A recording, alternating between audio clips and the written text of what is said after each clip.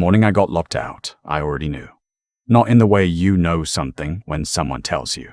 In the way your body knows before your brain catches up, the tightness in your chest when you swipe your badge and the little light on the reader stays red. I stood there in the parking garage of the Hartwell Financial Building in downtown Minneapolis for probably 4 seconds, just staring at that light. 4 seconds doesn't sound like much, but when you've walked through that same door for 19 years, 4 seconds is a long time to stand there feeling like a stranger. I swiped again. Red. I pulled out my phone and called Marcus from IT, who I'd known since he was a 23-year-old kid who didn't know how to configure a router. He picked up on the second ring and his voice had that quality to it. Careful. Like he was choosing each word off a shelf. He said there must be some kind of system error. He'd look into it. I told him I'd wait in the lobby. He said that might not be necessary. That's when I knew for certain. I want to back up, because the part that matters most is the part that happened 19 years ago. And if I skip it, none of the rest of this makes sense. My name is Joel. I'm 51 years old. For nearly 2 decades, I built the risk modeling framework that Hartwell Financial used to evaluate every major commercial lending decision they made. I'm not saying that to brag. I'm saying it because it's relevant to everything that happened, and because when people hear the end of this story, I want them to understand exactly what was at stake, for them and for me. When I joined Hartwell in the spring, the company was a mid-sized regional lender out of Minneapolis. Good reputation, conservative leadership, the kind of place where people stayed for a long time and knew each other's kids' names.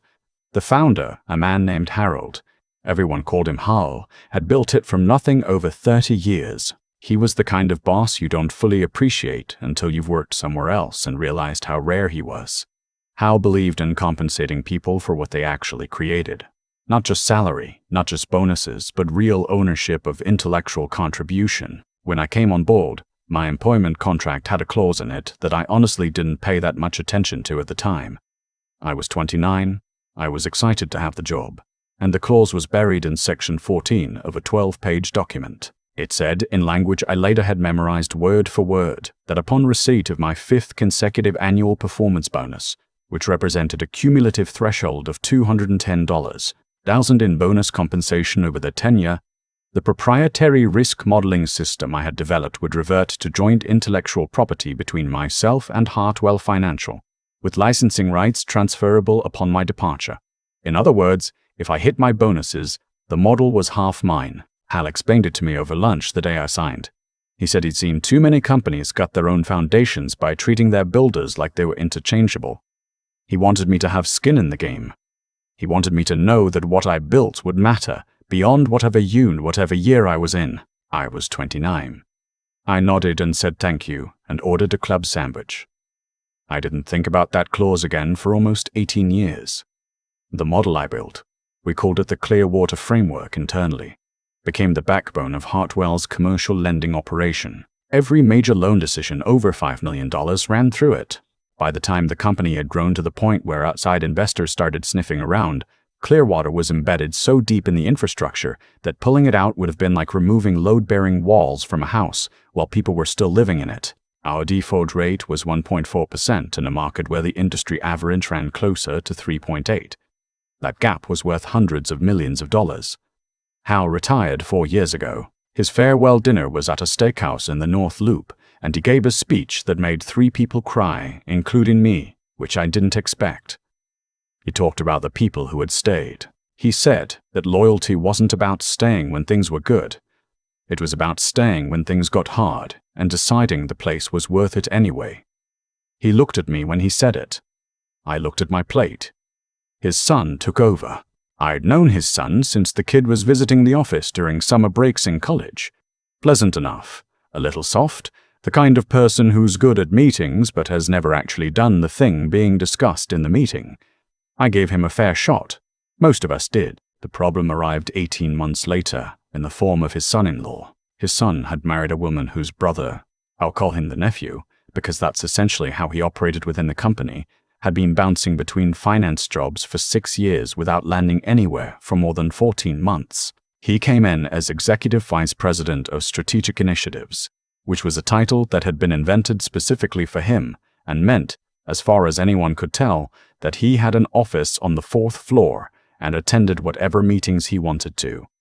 His name was Brandon. Brandon was 34 years old, had an MBA from a school I'd genuinely never heard of, and had the specific kind of confidence that comes not from accomplishment, but from never having been told no by anyone who mattered.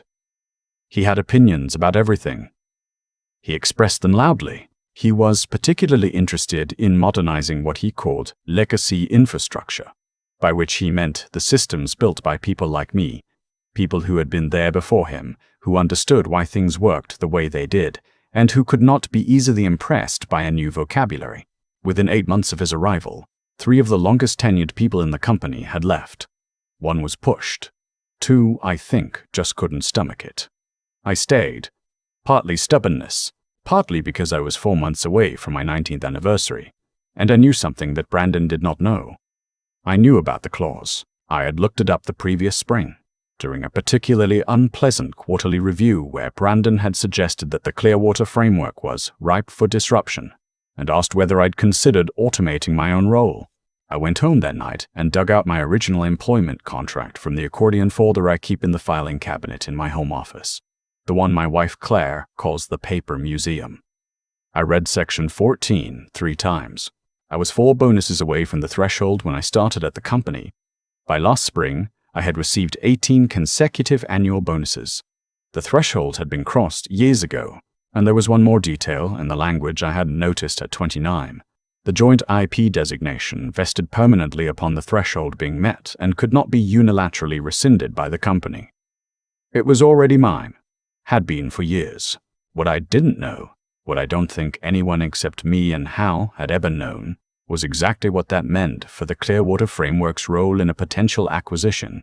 In February, the company announced it was in advanced talks with a firm called Pinnacle Capital Group out of Chicago.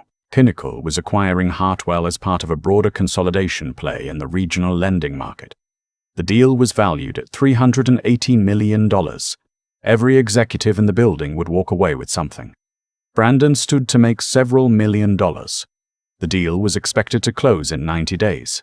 I did the math quietly and kept going to work. 6 weeks before the expected close date, I received a letter from Brandon's assistant informing me that my role was being eliminated as part of a strategic restructuring in advance of the integration. My last day would be in 2 weeks. There was a severance package, 12 weeks of pay, continuation of benefits through the end of the quarter. The letter was dated a Tuesday. My 19th annual performance bonus was scheduled to disburse on the following Friday. 2 weeks minus 3 days, 72 hours, give or take. I sat in my car in the parking lot of a Panera Bread on Lyndale Avenue and read that letter 3 times. My hands were steady. I noticed that about myself. I thought they would shake, but they didn't. I felt something cold and very clear move through me. The way the air feels right before a Minnesota winter storm when the pressure drops and everything goes still. I called Claire from the car. She was at her sister's place helping with a new baby, and I could hear the baby making small, indistinct sounds in the background. I told her what happened. She was quiet for a moment. Then she said, "Joel, the clause. That's why I married her." I drove home. I made a pot of coffee. I pulled out the contract. What I understood that Brandon and the CEO almost certainly did not understand, and what I'm not sure anyone in their legal team had caught, was that the Clearwater Framework's IP status directly affected its valuation in the acquisition. Pinnacle wasn't just buying Hartwell's loan book and client relationships. They were buying the infrastructure, the modeling system, the proprietary logic that produced a default rate 2.4 points below industry average. If I owned half of that system, then Pinnacle wasn't buying a whole asset. They were buying half of one. And under the terms of the acquisition agreement, which I had access to through internal systems, I still had credentials for, because no one had gotten around to disabling them yet. There was a material representation clause stating that all intellectual property material to the business was wholly owned by Hartwell Financial. That representation was not accurate. I did not call a lawyer that night. I called my brother-in-law, who's been a corporate attorney in St. Paul for 20 years, and who I had once helped move a sectional sofa up 3 flights of stairs without complaining. He owed me. I laid out what I had and asked him to tell me if I was reading it correctly. He was quiet for a long time. Then he said, "Joel, do you understand what you're holding?" I told him I thought I did. He said, "Don't do anything yet. Don't contact the company. Don't send any emails. Come to my office tomorrow morning and bring every document you have. I brought the accordion folder and a thermos of coffee. We spent 4 hours going through everything. He called in a colleague who specializes in intellectual property. By noon, what I already suspected had been confirmed by 2 lawyers who had no reason to tell me anything but the truth. The Clearwater framework was jointly owned. The IP representation in the acquisition agreement was materially false, and Pinnacle Capital had the right to walk away from the deal or renegotiate significantly if they became aware of it. My brother-in-law looked at me across the conference table and said, "What do you want to do?" I told him I wanted what was already owed to me, my 19th bonus, $210,000, the final threshold payment, and a clean separation. Nothing more. He looked at me like I was leaving money on the floor. I told him I knew what I was doing. He drafted a letter that afternoon. It was addressed to the CEO and copied to Hartwell's general counsel. It did not threaten. It did not demand. It outlined the facts, referenced the contract language, noted the IP representation issue in the acquisition filing, and stated clearly that I was prepared to resolve this matter privately and quietly, provided my bonus was paid as contractually obligated and my separation was handled with the dignity my 19 years warranted. We sent it on a Thursday morning. By Thursday afternoon, I had not heard back. Friday came. The bonus did not disperse. I was sitting at my kitchen table with a cup of coffee and the radio on. Claire likes KQRS in the mornings, the old rock station, and it was playing something by Tom Petty when my phone rang. It was a number I didn't recognize, which turned out to be the CEO's cell phone. He never called me directly. In 19 years, I could count our direct conversations on 2 hands. His voice was controlled, but there was something underneath it that wasn't. He said there had been some confusion about the timing of my separation and the bonus schedule. He said the company valued my contributions. He said he was sure we could work this out. I said I agreed and that I'd had my attorney lay out exactly what working it out would require, and I asked if he'd had a chance to review the letter. There was a pause. He said he had. I asked if he'd spoken with Pinnacle. Another pause. Longer. He said he needed a few days to consult with counsel. I told him he had until the close of business Monday. I want to be honest about the weekend. It was not entirely comfortable. Claire and I had a long conversation Saturday morning over breakfast. She makes this egg scramble with poblano peppers and sharp cheddar that I've asked her to teach me for years, and she never does, about what we were actually willing to accept and what we weren't. She asked me what I would do if they called my bluff. I told her it wasn't a bluff. She said she knew that. She was asking what I was prepared for if they decided to let the deal fall apart rather than pay me. I told her I'd thought about it. I said that if they were willing to let a $380 million acquisition collapse over a $210,000 payment they already owed me, then they had made a decision that had nothing to do with money and everything to do with pride, and I was prepared to let them live with it. She nodded and refilled my coffee. That's all I needed. Monday morning at 9:15, my brother-in-law's phone rang.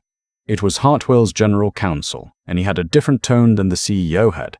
Crisp, professional, not apologetic exactly, but transactional in the way that lawyers are when they've already been told to close something. He said the company was prepared to honor the bonus payment as outlined in my original contract.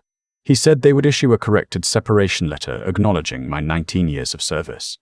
He said they would like, in return, my signature on a standard mutual non-disparagement agreement. My brother-in-law looked at me. I nodded. We asked for 24 hours to review the language. They said fine. The paperwork came through Tuesday. My brother-in-law went through every line. The bonus was there. $210,000, same as the contract specified.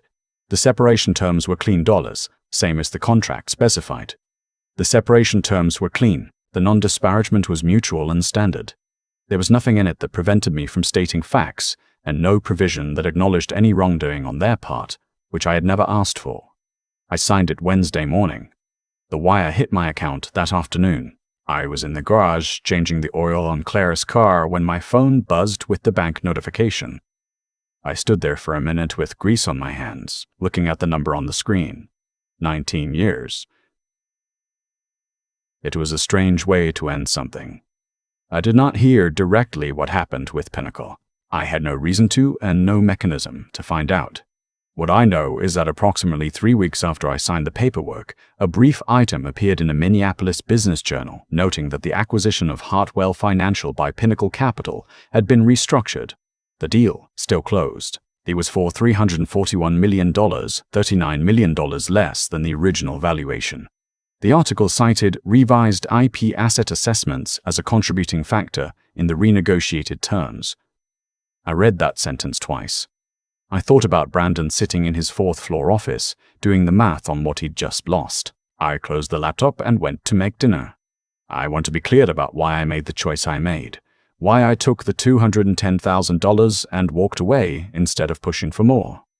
My brother-in-law asked me the same question. He said that with the leverage I had, I could have gone into that process demanding a licensing agreement, royalty structures, a seat at the table. He said I left millions on the floor. Maybe I did, but here's the thing I kept coming back to.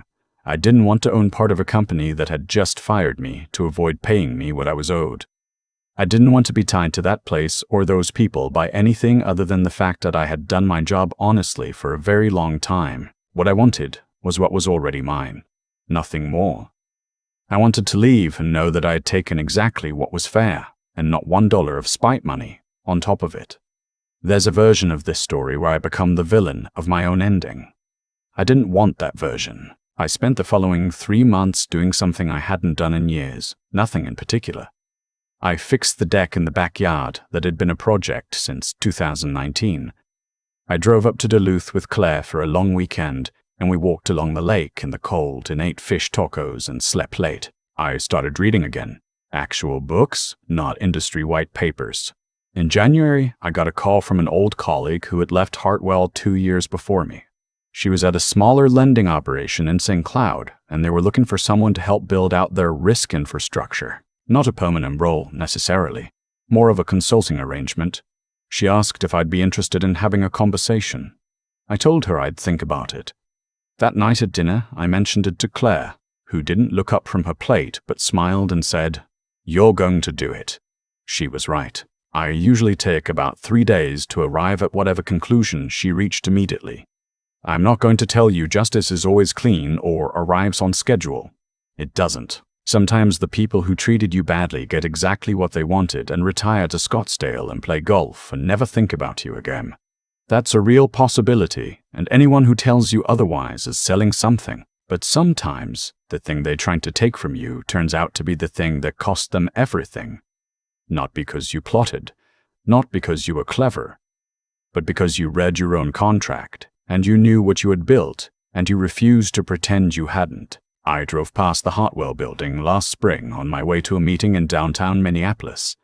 It still has the same sign, same glass lobby. I don't know if Brandon still has his office there.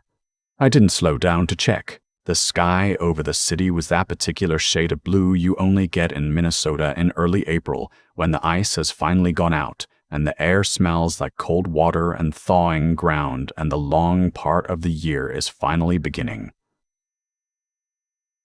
I had the window down. Tom Petty was on the radio again. I kept driving. I've had a lot of time to think about what actually happened. Not the paperwork, not the wire transfer, but the thing underneath all of it.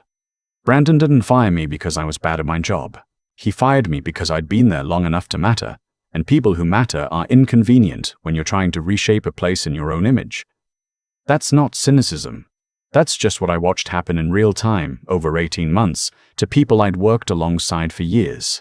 He wasn't malicious in the way that requires planning. He was something almost worse, careless. He made decisions about people's livelihoods the way you'd rearrange furniture. No malice necessary. Just a complete absence of the consideration that comes from having ever actually built something. What I keep coming back to is this. The clause in my contract existed because Hal understood something that Brandon never did and probably never will. He understood that the people who show up every day and do the quiet, unglamorous, load-bearing work of an organization are not interchangeable parts. They are the organization, and if you treat them like parts, if you dispose of them on a schedule designed to cheat them out of what they've earned, you're not just being dishonest with them, You're being dishonest about what your company actually is and what it's actually worth. That dishonesty eventually has a number attached to it. In this case, the number was $39 million. I didn't engineer that outcome. I didn't want to burn anything down. I wanted what the contract said was mine, nothing more. But here's what I've come to understand. When you spend 19 years doing your work with integrity, when you document things properly, when you read what you sign, when you don't cut corners because no one's watching, you accumulate something that can't easily be taken from you, not by a reorganization, not by someone with a new title and a corner office. The record of what you actually did is there, in the contracts and the systems and the numbers. It doesn't lie even when people want it to. That's not luck. That's the long-term return on intellectual honesty. The harder part, the part I think about more than anything, is the moment my brother-in-law asked me what I wanted, and I said I just wanted what was already mine. He thought I was being modest. I wasn't. I was being precise. Because the moment I started calculating what I could extract instead of what I was owed, I would have become a different kind of person. One who uses leverage not to restore fairness, but to maximize personal gain. I didn't want to win that way. I'd watched enough people win that way to know what it cost them in the end. Not financially, but in terms of who they are when they're sitting alone in a quiet room. Claire knew all of this before I did. She always does. She just let me arrive at it on my own schedule. The way she always has. That's its own kind of intelligence. The willingness to let someone figure out what they already know, instead of telling them.